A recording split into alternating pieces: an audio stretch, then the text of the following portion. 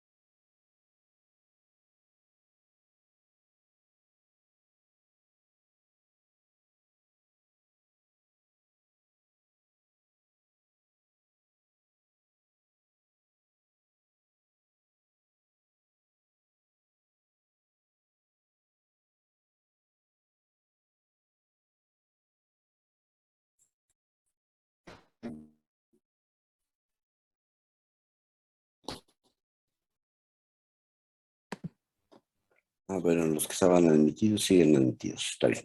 Buenos días. Vamos a comenzar la clase. La conexión es inestable. ¿Me escuchan? Sí, profe. Bueno.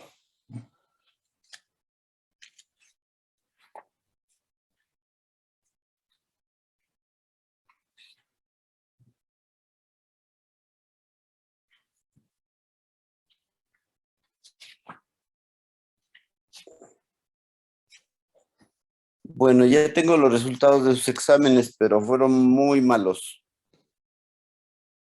Tan malos que digamos que 6 de ustedes sacaron entre arriba de 5 o arriba de 6. Todos los demás no llegaron tan alto, digamos. Yo no sé qué día de estos tendrán ustedes tiempo de revisar su examen. ¿Van a ir a la escuela algún día de estos?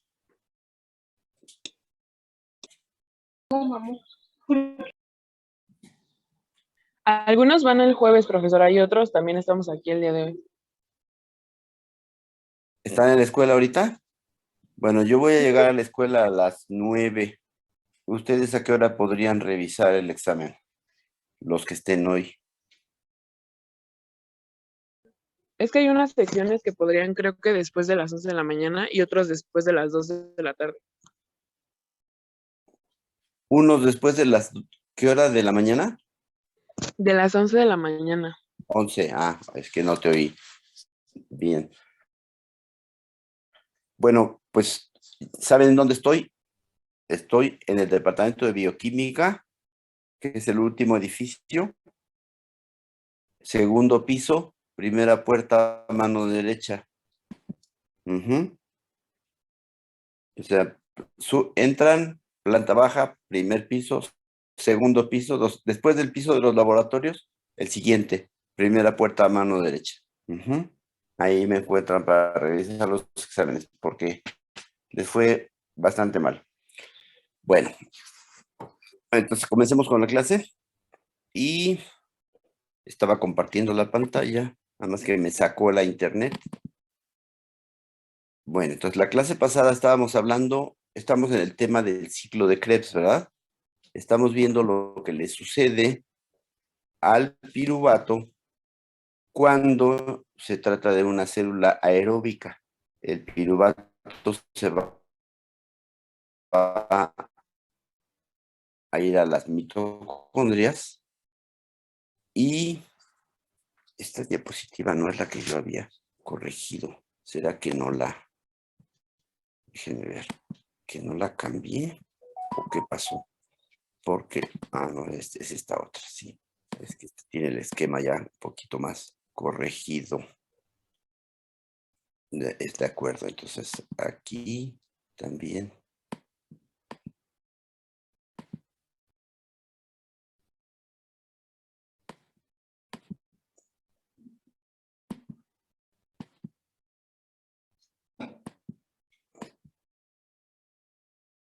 Bien, entonces la vez pasada revisamos que algunos investigadores como Thunberg, Ster y Baumann estuvieron viendo cómo se oxidaban ácidos carboxílicos por parte de macerados de tejido muscular, ¿se acuerdan? Molían músculo en una solución salina, lo centrifugaban y se quedaban con el extracto total del músculo. Y veían cómo se consumía oxígeno cuando agregaban algún compuesto orgánico. Y lo que ellos observaron es que si ponían un compuesto orgánico, por ejemplo el fumarato, pero podía pasar con muchos otros, es el fumarato que agregaban, ellos podían calcular que por oxidación total hasta CO2 y agua se consumirían 20 microlitros de oxígeno, pero en realidad cuando agregaban esa cantidad de fumarato se consumía muchísimo más, 151 microlitros. Si ponían el doble, igual en lugar de los 40 microlitros de oxígeno que deberían consumirse según la estequiometría, la reacción balanceada, se consumían pues 235, o sea que casi 6 veces más de lo que se esperaría. Por lo tanto, entonces estos compuestos orgánicos no solo se estaban oxidando en el homogeneizado muscular, sino que estaban propiciando la oxidación de otras cosas del homogeneizado. Y ya sabemos que el homogeneizado muscular tiene prácticamente cualquier componente que tenga la célula muscular, es decir, glucógeno, glucosa, todos los intermediarios de glicolisis, aminoácidos, en fin, tiene todos los componentes celulares.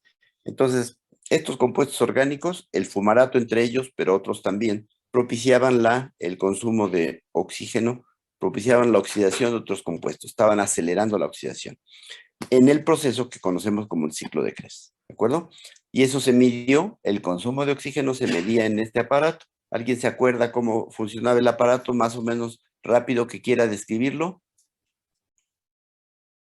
Lo que teníamos en este aparato es un manómetro, una barra, una U de mercurio, en donde en principio se ponían los niveles de mercurio idénticos, se conectaban con este matraz que se llama matraz de Barbour, porque el aparato completo se llama respirómetro de Barbour, regulado de temperatura constante.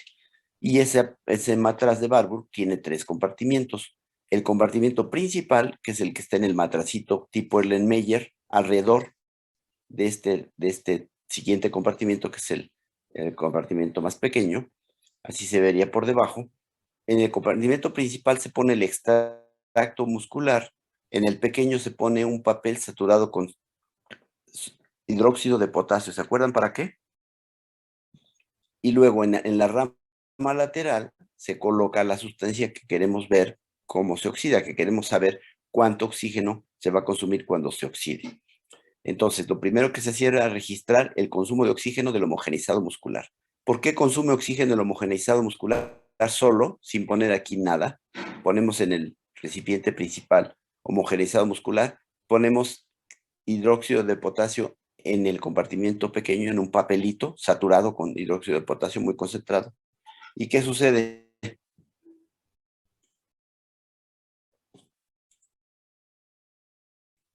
¿Qué sucede?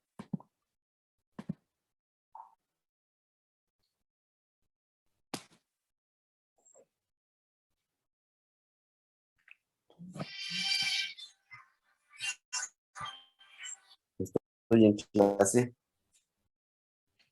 a menos que te urja, dime.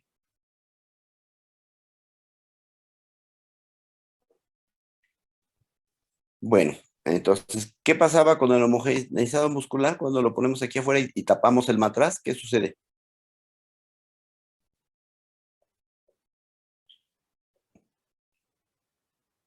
Bueno, lo que sucede es que el homogeneizado muscular, que contiene todo el extracto celular, incluidas mitocondrias, va a empezar a oxidar los sustratos que tiene, que ya dijimos cuáles son: glucógeno, glucosa, muchísimos compuestos orgánicos. ¿Puedes contestar, por favor?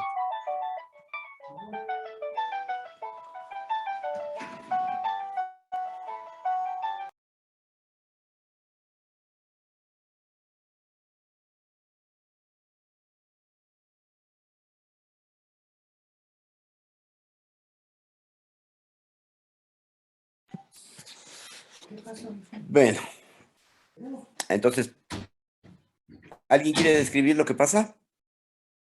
¿No? Vale, entonces, si yo pongo aquí un homogeneizado muscular en este recipiente principal, cierro, los niveles de mercurio estaban iguales, va a empezar a haber oxidación de los compuestos orgánicos que están en el homogeneizado. Y la oxidación quiere decir consumo de oxígeno y liberación de CO2. El CO2 que se libere se va a fijar en este papel saturado con hidróxido de potasio, de manera que el volumen del CO2 que se emita no va a contribuir a cambiar el volumen de la cámara. El único cambio en el volumen de la cámara será una contracción, porque se va a consumir el oxígeno, y al consumirse el oxígeno y contraerse este volumen, el mercurio va a subir, va a haber una presión negativa, va a haber una como succión, y entonces las ramas de mercurio van a cambiar de lugar, de posición. La rama de la derecha va a estar más alta, y la distancia entre las dos ramas nos va a decir cuánto consumo de oxígeno se dio. Esto se va a calibrar previamente con alguna reacción oxidativa conocida, donde se sepa cuánto oxígeno se consume, por supuesto no usando un homogeneizado muscular, sino una reacción de química orgánica oxidativa que no tenga más componente que el compuesto a oxidar. Ahí se calcula cuánto oxígeno consumido corresponde a cuántos milímetros de distancia entre las barras de mercurio. Eso se calibra correctamente. Y entonces estamos midiendo consumo de oxígeno. Y cuando se hace el mismo experimento, se pone el homogeneizado muscular en el compartimiento principal, pero acá se pone un compuesto a oxidar, por ejemplo, succinato, fumarato, glutamato, en fin, cualquier compuesto. Una vez que se cierra el matraz, se va a ladear, esto se puede levantar, se ladea, se vacía el contenido de la rama lateral aquí, y eso nos va a decir cuánto oxígeno se consume por la adición de este compuesto, además del consumo de oxígeno basal que ya sabíamos que se da porque se oxidan compuestos orgánicos del extracto mismo, ¿de acuerdo?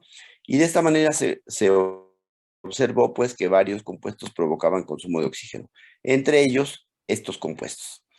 Entonces, así como anteriormente se habían encontrado que algunos compuestos estimulaban el consumo de oxígeno, como por ejemplo estos, succinato, fumarato, malato, etcétera, ya después de las observaciones de Thunberg, St. Georgi, Steri Bauman, etcétera, se observó que había consumo de oxígeno por todos estos compuestos. Y St. Georgi propuso esta secuencia de reacciones que podría estar ocurriendo en el músculo porque todos estos estimulaban el consumo de oxígeno. El succinato, que se podría convertir en fumarato fácil por deshidrogenación, el fumarato que se podría convertir en malato por hidratación, simplemente aquí hay una molécula de agua más que acá, y este compuesto hidratado se podría oxidar a oxalacetato, y esto daba una secuencia lógica.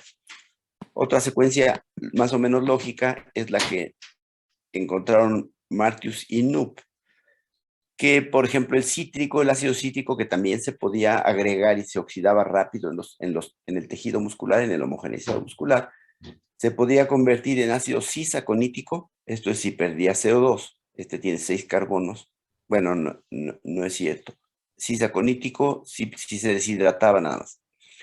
Y si se rehidrataba se convertía en isocítrico, este se oxidaría a oxalsuccinato y este se descarboxilaría a alfa-cetoglutato. Como ven, vamos a estudiar una serie de compuestos tricarboxílicos, todos estos tres, o dicarboxílicos, estos y algunos que siguen más adelante. Entonces, llamaba la atención que varios compuestos, varios ácidos dicarboxílicos o tricarboxílicos aceleraban el consumo de oxígeno. Entonces, con base en esto, se sugirieron secuencias de reacciones como la primera que ya habíamos visto, que era esta, y una segunda secuencia de reacciones. Estas son compuestos de 4 carbonos, son ácidos dicarboxílicos de 4 carbonos, y también esta sucesión de reacciones de estos de 6 a este de 5, por ejemplo. Y esto se ligaba o se podía ligar con la secuencia anterior.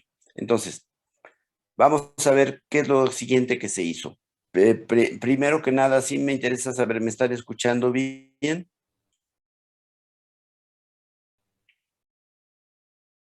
No sé si soy yo, pero creo que un poco cortado. Ajá, bueno, pues entonces ahí es cuando ustedes que están del otro lado del micrófono tienen que decirme que se escucha cortado, que repita o cualquier cosa, porque si no, pues estoy habla y diciendo cosas que no se están registrando correctamente. Entonces, ¿cuál sería el meollo de todo lo que acabo de decir? ¿Qué es lo que se hicieron estos investigadores, todos estos de los que estamos hablando? ¿Qué hicieron básicamente? ¿Quién quiere contestar? Comprobar que se oxidaban los compuestos orgánicos presentes junto con el homogenizado muscular.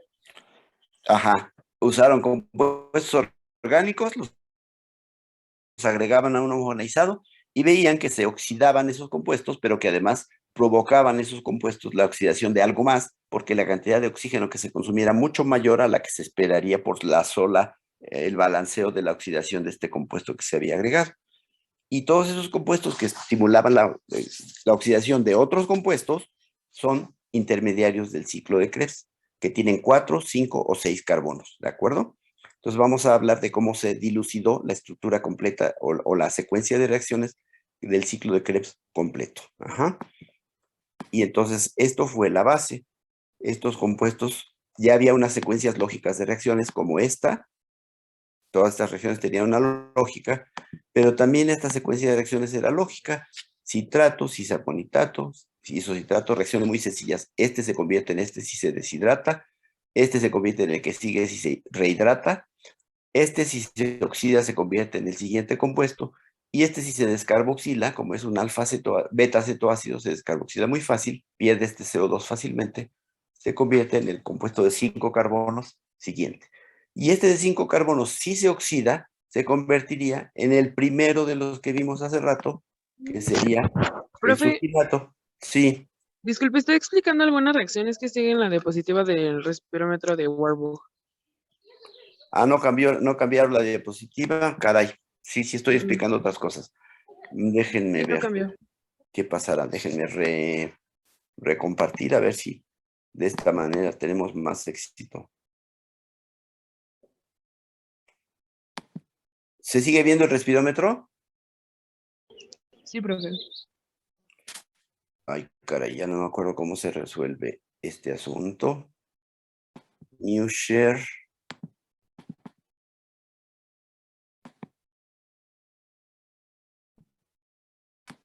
No está resuelto, ¿verdad? Ya, profe, bueno, están antecedentes. Ya, sí, esto ya es otra cosa. Bueno, entonces, les estaba diciendo que se propuso por parte de los investigadores esta secuencia de reacciones de compuestos de 4 carbonos, lógica, y este mismo, el primero, se puede obtener como la siguiente reacción a la última que vemos aquí.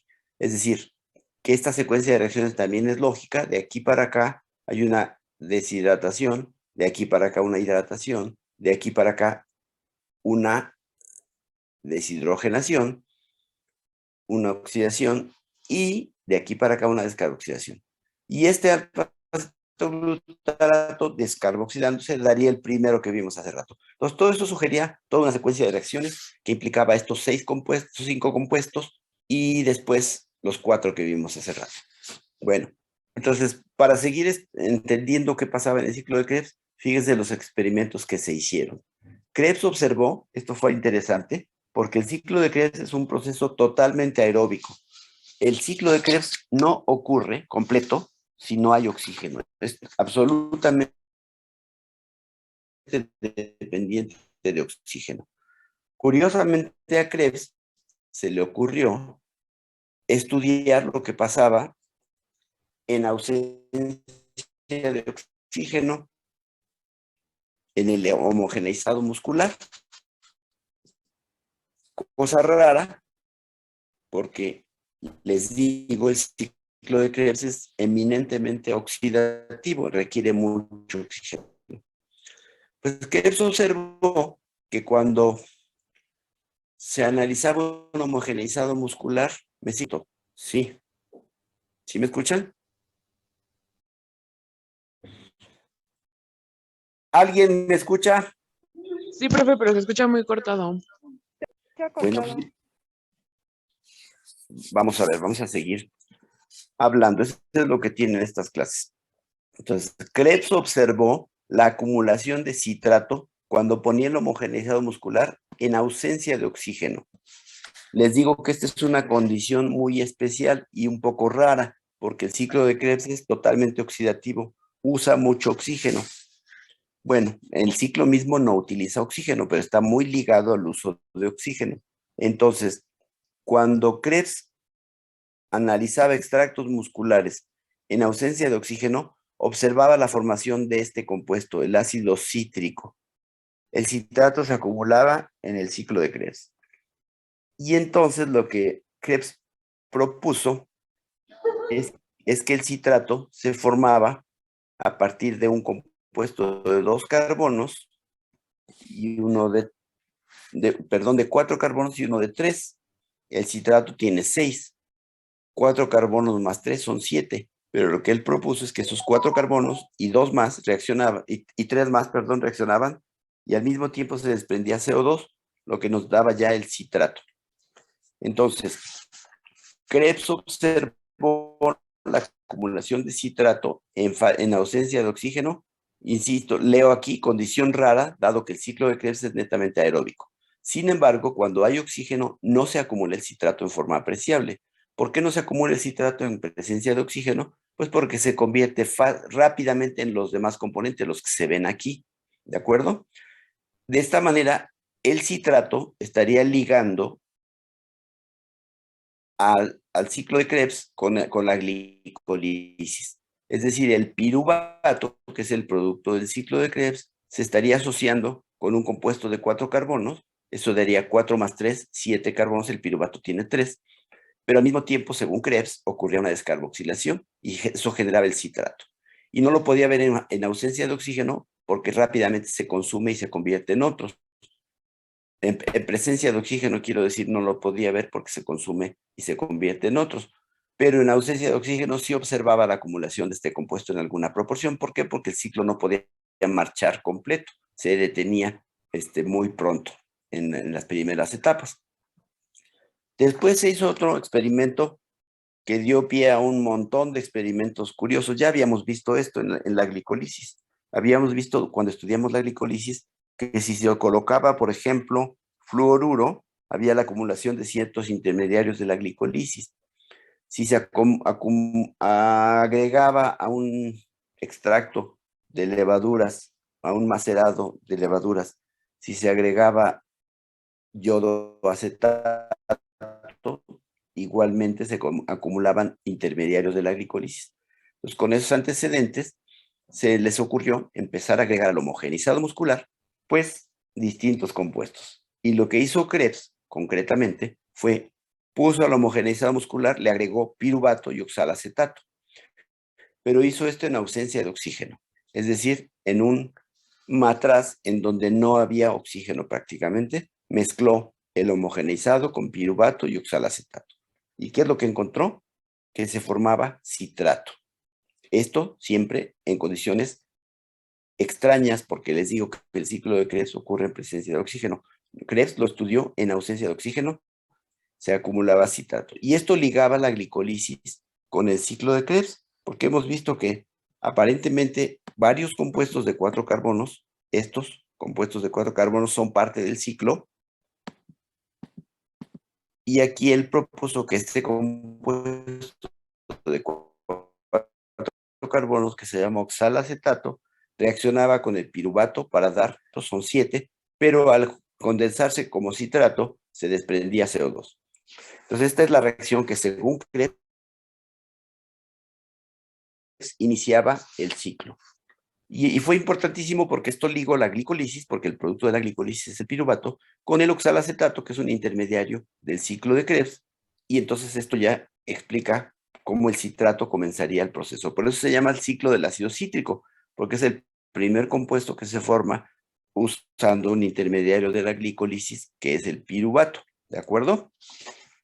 Bueno, entonces, otra cosa que se observó es que si se envenenaba al homogeneizado, si se ponía una sustancia inhibitoria, un veneno, que es el ácido malónico, fíjense lo que pasaba. Teníamos otra vez homogeneizado muscular. Si le agregábamos al homogeneizado cualquiera de estos compuestos, solo uno, citrato, isocitrato, cisaconitato o alfa-cetoglutarato, que son todos los de aquí, si se le agregaba cualquiera de los compuestos al homogeneizado, estos son compuestos de 6 o de 5 carbonos, estos 3 son de 6, este es de 5. Si se agregaba al homogeneizado cualquiera de estos compuestos de 6 o 5 carbonos en presencia, y también se agregaba malonato, siempre se acumulaba succinato, que es un compuesto de 4 carbonos, que es con el que empieza esta secuencia de reacciones. Succinato.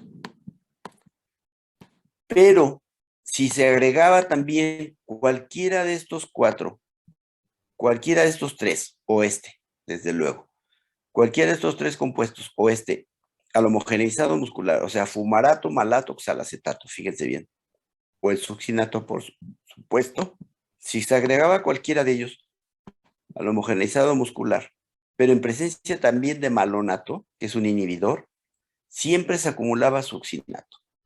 Entonces, le llamó mucho la atención a Krebs que ya sea que se usaran compuestos de 4 carbonos, cualquiera de estos, el homogeneizado muscular envenenado con malonato acumulaba succinato. Pero si se acumulaban compuestos de 6 carbonos, también se acumulaba succinato. En cualquier caso se acumulaba succinato.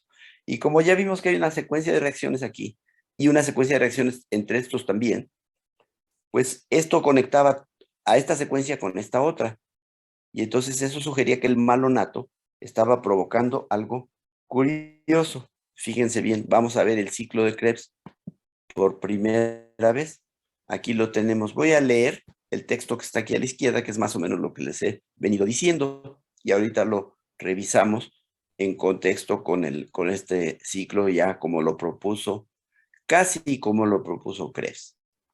El malonato es un inhibidor de la deshidrogenasa succínica, de la enzima que convierte este compuesto en el siguiente, succinato en fumarato. Aquí actúa el malonato. Si inhibe esta reacción, ¿qué es lo que se acumula? Pues el compuesto anterior. Si bloqueo aquí, se acumula este compuesto. Y se acumula este compuesto si le doy al homogeneizado cualquiera de estos y pongo malonato que va a bloquear aquí, se acumula succinato. Si le doy cualquiera de estos y pongo malonato, también se acumula succinato. Eso que estaba demostrando. Fíjense, hay una propuesta de una secuencia de reacciones en un proceso cíclico, un proceso circular. Si el proceso es verdaderamente circular, yo agrego estos compuestos que son previos al succinato, agrego cualquiera de estos, en presencia del malonato que inhibe aquí, se acumula succinato. Pero si acumulo compuestos que están no antes del succinato, sino después, cualquiera de estos que ponga de después, también se acumula succinato. ¿Qué está demostrando esto? Que el proceso es circular. Ya sea que ponga compuestos previos o posteriores al succinato, cuando pongo ese inhibidor que se llama ácido malónico o malonato, se va a inhibir aquí y se va a acumular citrato. Si pongo compuestos de antes o de después, eso estaba demostrando que el proceso era cíclico. Entonces leo aquí. El malonato es un inhibidor de la deshidrogenasa succínica, la enzima que hace esta reacción, por lo que su presencia provoca la acumulación de succinato. Lo que ocurre tanto si se adicionan compuestos que lo anteceden en el ciclo, como si se ponen compuestos que siguen a él, ¿de acuerdo? Con base en los resultados, Krebs dedujo que se trataba de un proceso cíclico. Su propuesta comienza con la condensación de piruvato y oxalacetato. El piruvato está acá, recuerdan, es el producto de la glicolisis. Y el oxalacetato es parte del ciclo. Entonces, 4 carbonos del oxalacetato, perdón, con 3 del piruvato serían 7. Pero se van a juntar, según Krebs, se juntaban estos dos y se formaba citrato. Esto Krebs no lo inventó, lo dedujo, porque él hizo esta reacción, ¿se acuerdan? Puso el homogeneizado con piruvato y oxalacetato y encontró que en ausencia de oxígeno se acumulaba citrato.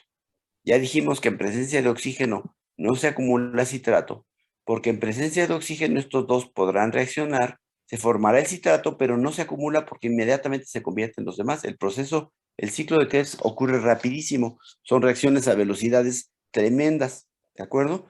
De modo que en presencia de oxígeno, esta reacción de condensación ocurre, se forma citrato, pero no lo podemos encontrar en cantidades apreciables porque rápido se convierte en los demás compuestos. En ausencia de oxígeno, la condensación ocurría y se acumulaba una buena cantidad de citrato. De ahí es que él dedujo esto. Ahora, Krebs propuso al ciclo ya con base en las reacciones que habíamos visto. ¿Se acuerdan que Martius y Knupp, por ejemplo, habían dilucidado alguna secuencia de reacciones? Esta, por ejemplo, del succinato hasta oxalacetato. Pues Krebs propuso el proceso circular, pero lo que él dijo es lo mismo que estudió en esta reacción. Él vio que piruvato y oxalacetato reaccionaban y se acumulaba citrato en ausencia de oxígeno. Entonces dijo, bueno, 4 carbonos de oxalacetato más 3 de piruvato reaccionan, pero dan un compuesto de 6 porque se pierde CO2. 4 más 3 sería 7 y citrato tiene 6, pero como se pierde CO2 ya nos sale la suma, ¿de acuerdo? Entonces, él propuso, se equivocó en el ciclo nada más en una cosa. Todo esto del ciclo estaba perfectamente propuesto, excepto porque el reactivo con el que inicia el ciclo no es exactamente el piruvato, sino un producto que se forma después, que se llama acetilcoenzima A. Claro que en ese momento nadie había descubierto el acetilcoenzima A, que es una molécula complicada en estructura, y no se le ocurrió a Krebs eso, sino que él dijo 3 carbonos más 4 nos darán algo de 7, pero como se pierde CO2, aquí se forma este compuesto. Entonces, no hay ninguna enzima que una piruvato con oxalacetato para dar citrato, pero sí hay una que convierte al piruvato en acetilcoenzima A, y este compuesto de 2 carbonos ya reacciona con el de 4 para dar este de 6. Entonces, excepto por este pequeño error, que en ese momento nadie hubiera podido predecir que se formaría este intermediario, acetilcoenzima A. El ciclo propuesto por Krebs fue perfecto, por eso se le llama ciclo de Krebs. Y este proceso es una secuencia de reacciones central en el metabolismo. Es el ombligo del metabolismo. Les decía que si ustedes ven en el departamento tenemos un mapa metabólico bastante viejito, por cierto, ya de hace varias décadas. Ese mapa metabólico, o dos mapas metabólicos que tenemos en el departamento en el primer piso, tienen el ciclo de Krebs básicamente en el centro, porque el ciclo de Krebs es el ombligo del metabolismo. Es un proceso que orquesta todo el metabolismo, porque tiene dos papeles. Un papel catabólico, que consiste en degradar el piruvato a son 3 carbonos, a 3 moléculas de CO2, 1, 2, 3. Eso es la parte catabólica del ciclo, degradar el piruvato a 3 moléculas de CO2, 1, 2, 3. Pero también tiene un papel anabólico. Entonces, ¿qué es lo que en esencia sucede en el ciclo y antes del ciclo? Porque esta es la reacción que se llama previa al ciclo o reacción preparatoria. La reacción preparatoria va a comenzar a degradar este compuesto de 3 carbonos, le va a quitar un carbono, va a desprender CO2. El piruvato se va a convertir en acetilcoenzima A, se va a desprender CO2 y después estos 2 carbonos van a entrar al ciclo para ser degradados a sus 2 moléculas de constituyentes, pero oxidadas de CO2. Aquí están, 1, 2. Y entonces los químicos orgánicos se preguntaron, caray, ¿por qué será que esto ocurre de manera tan complicada? ¿Por qué el ciclo de Krebs será tan complejo? Si de lo que se trata es de oxidar estos 2 carbonos, según los químicos orgánicos, pues habría caminos más sencillos que hacer toda esta cosa. Porque vean, es un proceso en donde vamos a degradar estos 2 carbonos a CO2, aquí está. Pero lo primero que hacemos, en lugar de degradar, es hacer algo más complicado. Tomamos estos 2 carbonos y los pegamos con 4. Y eso nos da uno de 6. Este de 6 se convierte en otro de 6, otro de 6, luego uno de 5, aquí, 4, 4, 4, 4, 4. Entonces, los químicos orgánicos decían, bueno, nosotros podríamos oxidar más fácil este acetato a CO2 sin necesidad de pegarlo con otra molécula y hacer todo este relajo. Por ejemplo, ¿cómo podríamos oxidar este acetato? Se podría oxidar metiéndole aquí un OH, un hidroxilo, una hidroxilación en posición alfa. Y después de oxidado, de hidroxilado aquí, este hidroxilo se podría convertir en oxidar acetona y ya tendríamos algo así como el ácido oxálico. Y luego tendría que haber una reacción de ruptura que diera ya ahora sí 2 CO2, ¿no? O sea, estos 2 carbonos del ácido acético, esto es básicamente ácido acético. ¿Por qué es básicamente ácido acético? Porque es ácido acético unido a la coenzima A. La coenzima A es un compuesto azufrado de estructura muy compleja que vamos a ver después, pero su grupo funcional importante en este momento es el SH. La coenzima A es un compuesto orgánico con un SH. Y con ese SH se va a unir a un grupo acetilo. Entonces, por eso se llama esto acetilcoenzima A. No se les olvida lo que es un acetilo y un acilo, ¿verdad? ¿Cómo es un grupo acilo? Ya lo he preguntado varias veces, pero como sé que hay cierta amnesia, ustedes son típicos mexicanos. Los mexicanos tenemos amnesia, nos hacen lo que quieren, nos roban tanto como quieren, pero se nos olvida, somos buenas personas. Bueno, entonces, aquí veamos cómo anda la amnesia actual. ¿Qué es un grupo acilo? ¿Cómo describen un grupo acilo de manera muy rápida y fácil? ¿Es un anillo bencénico? No, no, Es no. fenilo, ¿no? Nada de eso. Absolutamente nada. Nada que ver. Disculpa. Un anillo Es en bencénico general no un tiene grupo nada tipo, que ver con los- es un grupo RCO. ¿Perdón? ¿Es un RCO. ácido? Ajá, es un grupo RCO. O sea, asilo quiere decir R, lo que sea, y CO. ¿Esto es un asilo o no? Compañero, ¿cuál es tu nombre?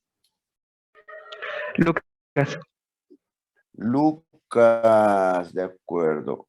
Jesús. Preguntaba después, ya Jesús contestó, un grupo asilo es un RCO. La pregunta es, ¿esto es un grupo asilo? Este que estoy marcando aquí. Sí, sí. ¿Cómo se llama ese grupo asilo? Es un grupo acetilo. ¿Por qué? ¿Cuál es la diferencia entre acilo y acetilo?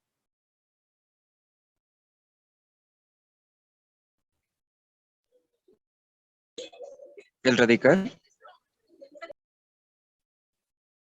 Ajá, entonces, ¿cuál es la diferencia entre el acilo y el acetilo? ¿Quién podría decir en pocas palabras cuál es la diferencia entre un grupo acilo y un grupo acetilo?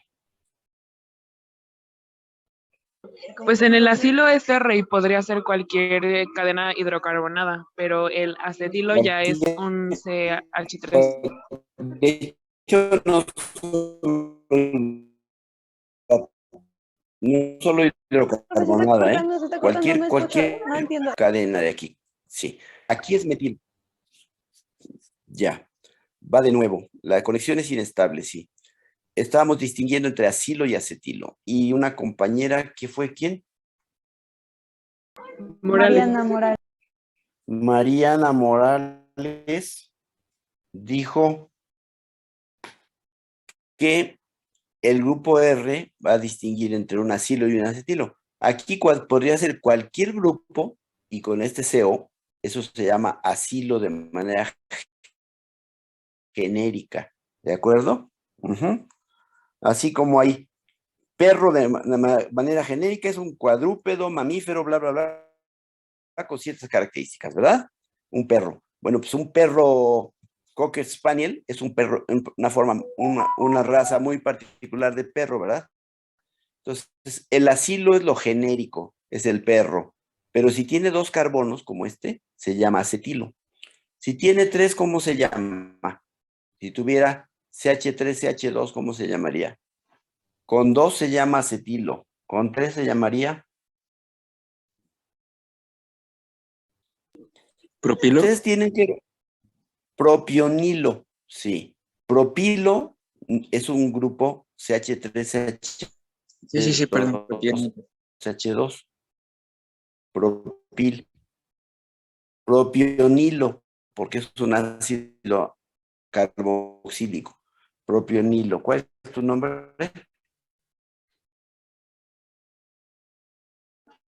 Álvarez Quintos. Compañero.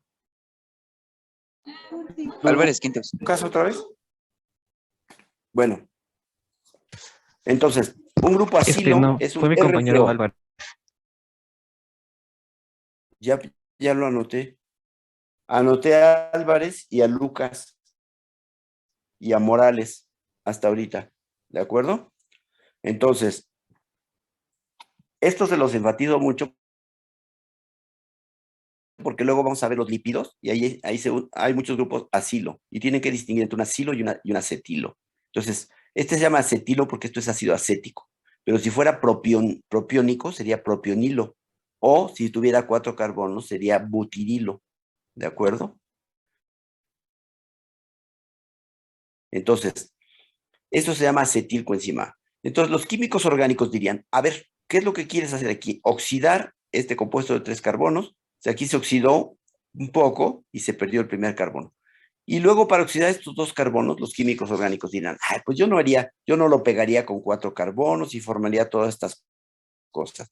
Yo lo que haría sería meterle aquí un OH, y esto sería acetilcoenzima A, pero hidroxilada, hidroxiacetilcoenzima A, y luego el OH lo oxidaría a un grupo ceto y ya tendría algo así como oxálico, oxalil coenzima A.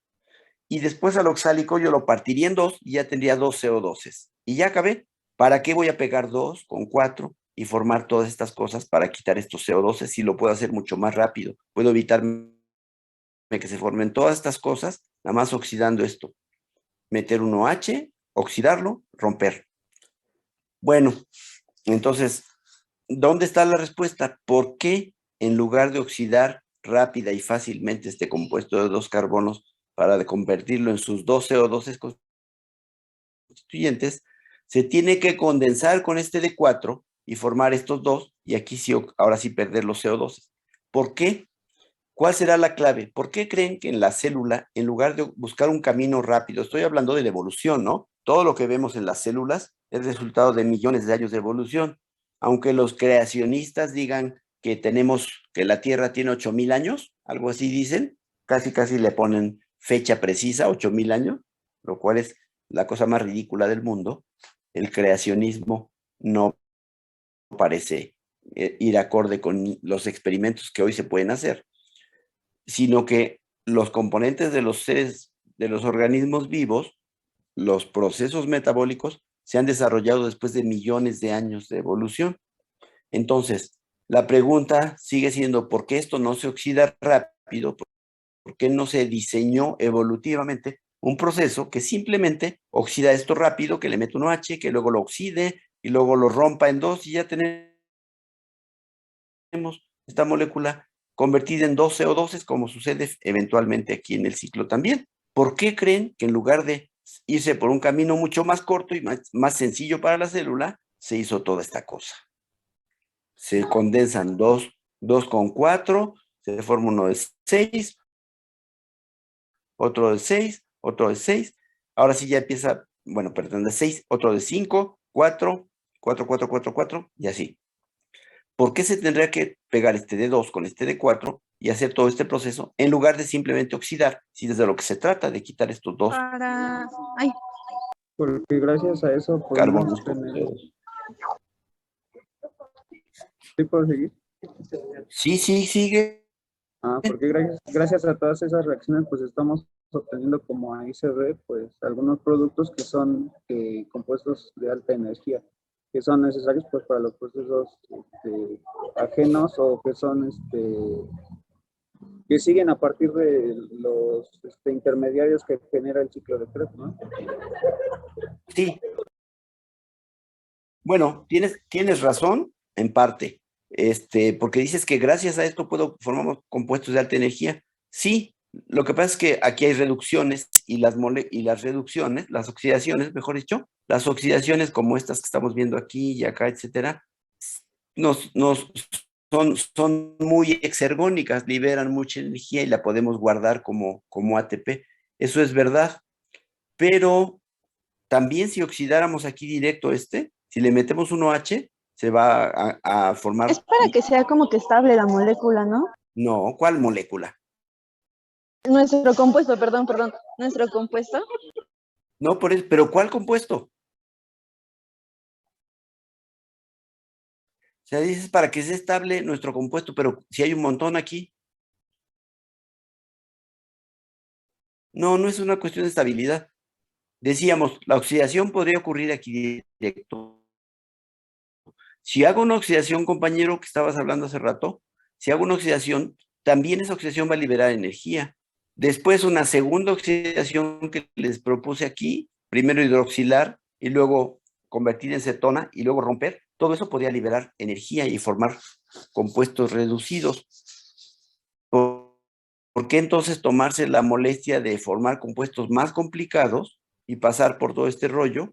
Pues por parte de lo que decían, porque al formar estos compuestos complicados, aparentemente estamos haciendo lo fácil más difícil, pero estamos finalmente oxidando, estamos consiguiendo la finalidad de degradar estas 2 moléculas, oxidarlas totalmente a CO2, pero al mismo tiempo estamos formando una serie de intermediarios importantísimos para el metabolismo, porque dijimos que el ciclo de Krebs no es nada más oxidar el piruvato en la reacción preparatoria, oxidar este carbono totalmente y luego oxidar los 2 que quedan, aquí y acá.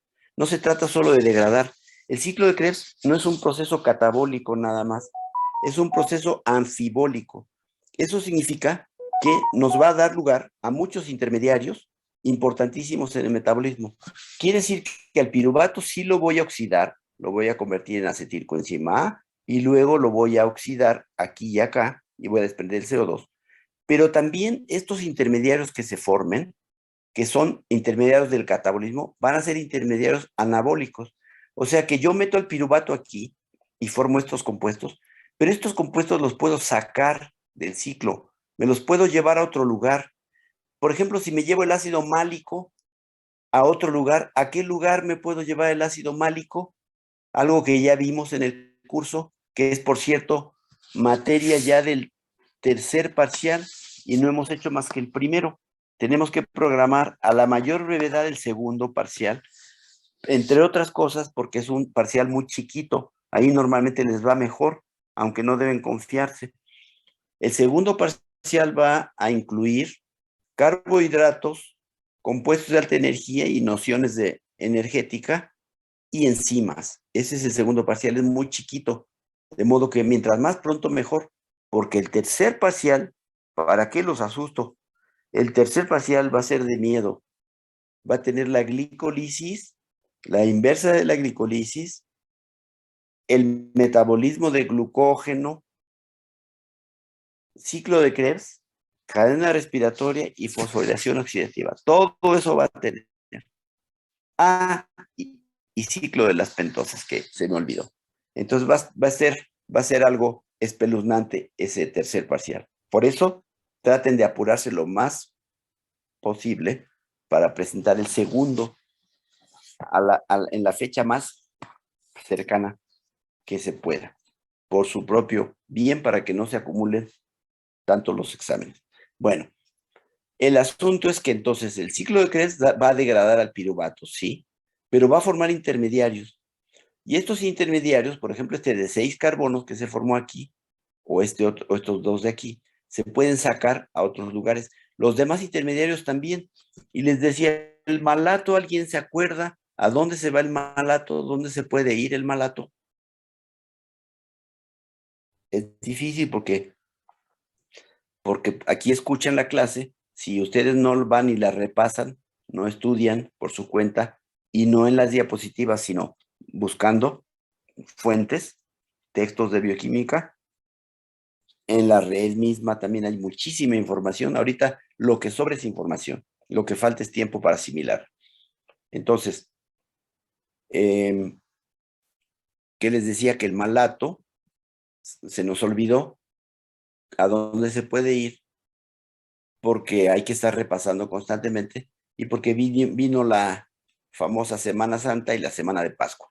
Pero el malato se puede sacar de aquí para hacer gluconeogénesis. Cuando necesitamos urgentemente glucosa, sacamos el malato de aquí y lo llevamos en el hígado, lo vamos a convertir en glucosa.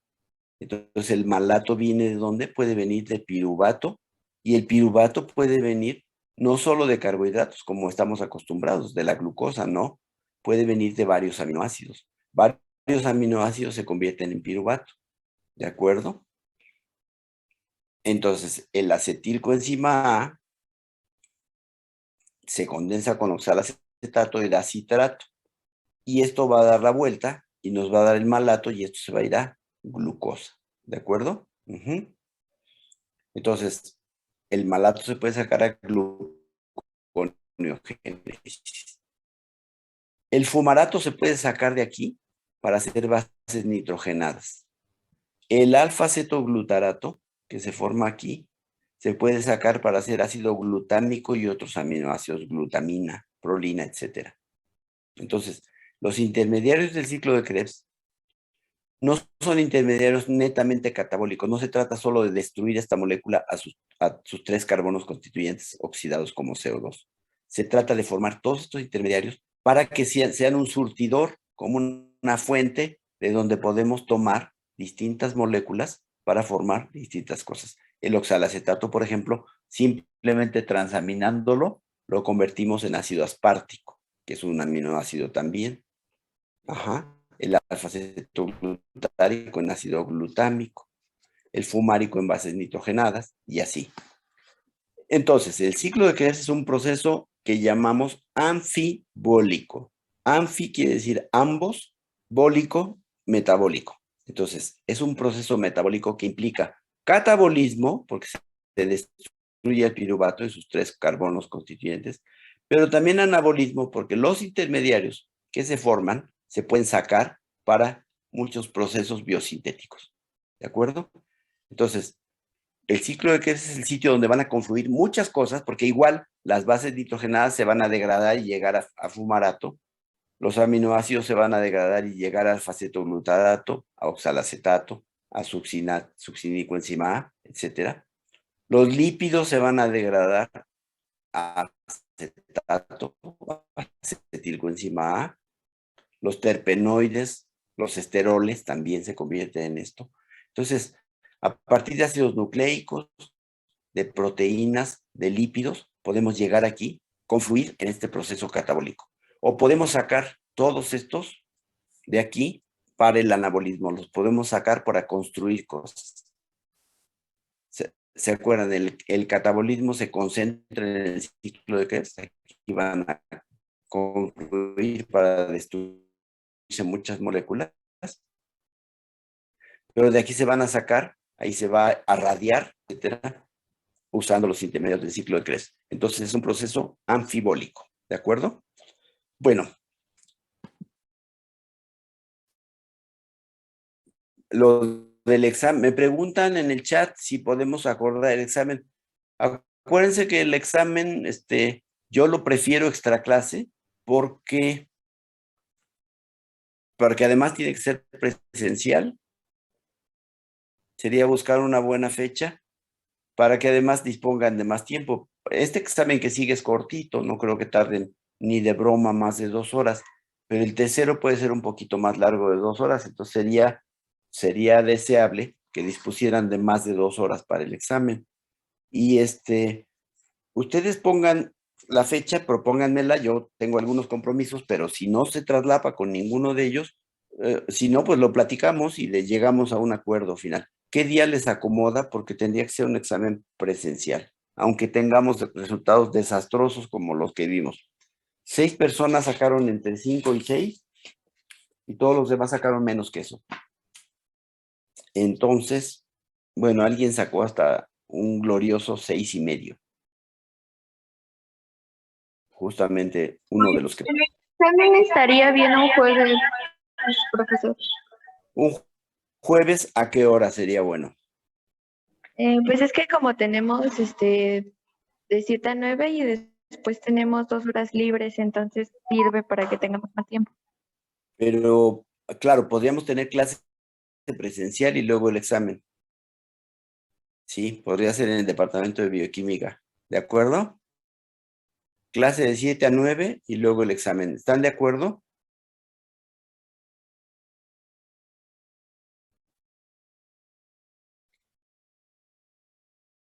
¿Que entonces les parece bien que sea este jueves?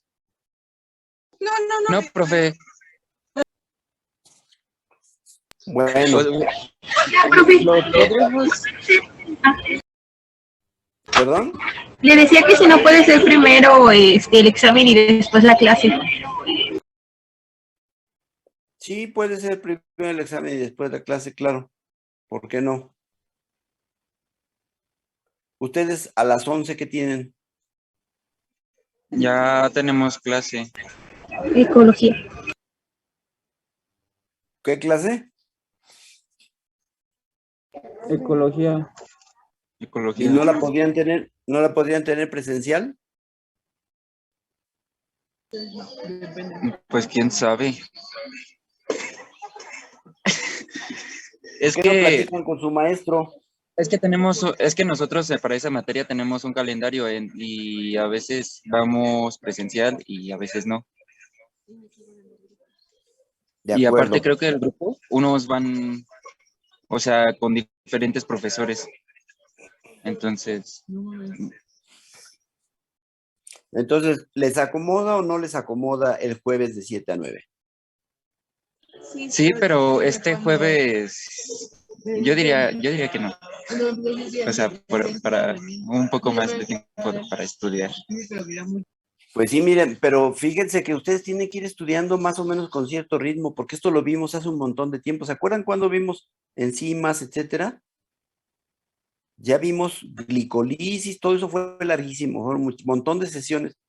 Entonces, sí lo podemos mover al siguiente jueves, nada más que lo único que van a tener es que luego se les van a apretar todos los exámenes, ¿eh? O bueno, aunque no sea el jueves, piensen en otro día.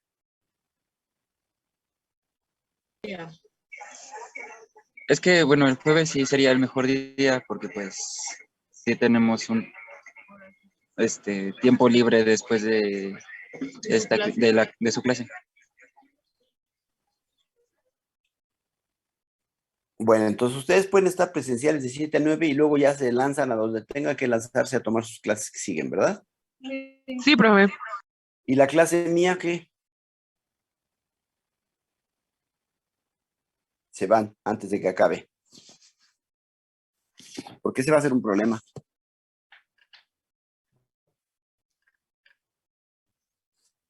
Porque dicen que a las 11 ya tienen que estar conectados para la otra clase, ¿no? ¿Cierto? Que es de ecología.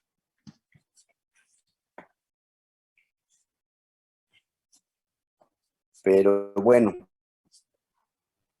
Entonces, o podría ser extra clase para que no pierdan, porque seguro que van a perder alguna clase, o pierden ecología o pierden mi clase si se van a ecología. No sé. Si no, mañana le confirmamos, profe, para que ya le digamos bien el día y nos pongamos de acuerdo bien. Si no es mañana, tendría que proponerme la fecha, yo verla, porque también mi agenda tiene algún grado de ocupación, ¿de acuerdo? ¿Sí? Bueno, Sí, profe. por lo pronto, si alguien está interesado en realizar su examen al rato, pues los espero en el departamento de bioquímica, segundo piso, primera puerta a mano derecha. Bien, pues ya se nos fue el tiempo. Esto de 1 hora es muy poquito. Que les vaya bien. Igualmente, profe. Sí, adiós. Hasta luego.